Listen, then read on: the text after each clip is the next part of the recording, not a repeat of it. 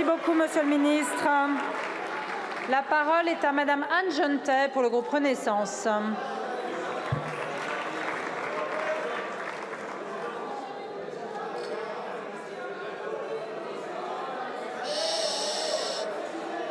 Allez, s'il vous plaît, on écoute Madame Genetet. Merci, Madame la Présidente. Madame la Première ministre, Mesdames et Messieurs les ministres, chers collègues, ma question s'adresse à Madame la ministre de l'Europe et des Affaires étrangères. Je vais me permettre de, si vous voulez, chers collègues, bien, on va sortir un petit peu de nos frontières. Le 7 mars dernier, la Géorgie s'embrasait. Des milliers de manifestants réclamaient le retrait de la loi dite sur les agents étrangers. Je cite, « Triste réplique d'une loi promulguée il y a 10 ans en Russie dans l'objectif à peine masqué de museler médias, opposition et ONG. » Le 7 mars dernier, la Géorgie s'embrasait face à cette énième marque d'influence, voire d'ingérence russe dans les affaires du pays. Une présence étrangère matérialisée par l'occupation d'une partie du territoire géorgien depuis 2008 et qui s'est renforcée avec l'installation de populations russes qui fuient la conscription et la guerre. Face aux tentatives de mainmise russe, un horizon, l'Union européenne.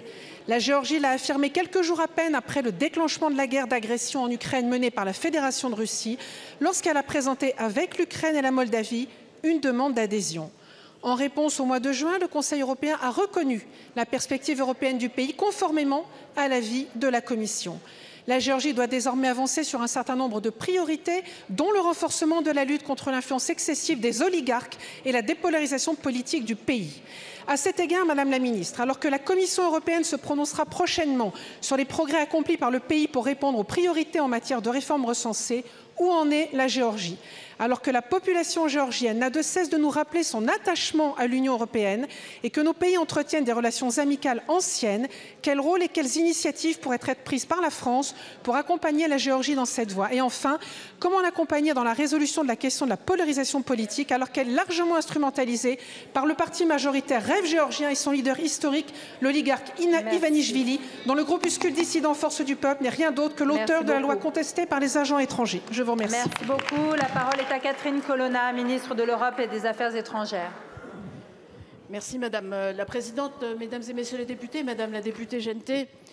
Le projet de loi sur les agents de l'étranger que vous avez évoqué était évidemment absolument incompatible avec les valeurs de l'Union européenne que la Géorgie aspire à rejoindre et à laquelle le peuple géorgien a une nouvelle fois démontré son attachement profond, de façon pacifique d'ailleurs.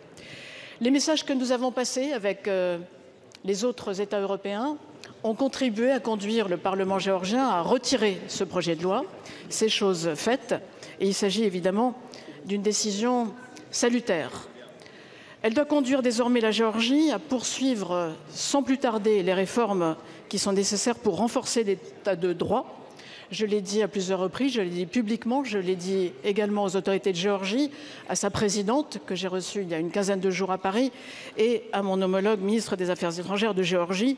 Le statut de candidat à l'Union européenne passe par des profondes réformes.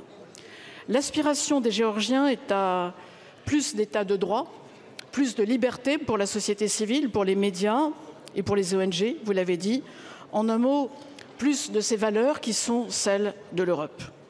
Et cette aspiration du peuple géorgien, il nous revient aussi de la préserver face aux tentatives de déstabilisation. Nous en avons vu quelques-unes et je voudrais rappeler la présence illégale de troupes russes en Géorgie comme en Moldavie.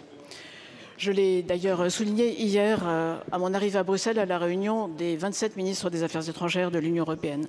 La France continuera donc à accompagner la Géorgie dans la voie européenne, sur le chemin des réformes, et elle doit savoir pouvoir compter sur notre amitié, sur notre vigilance également, et sur notre soutien pour y parvenir. Je vous remercie.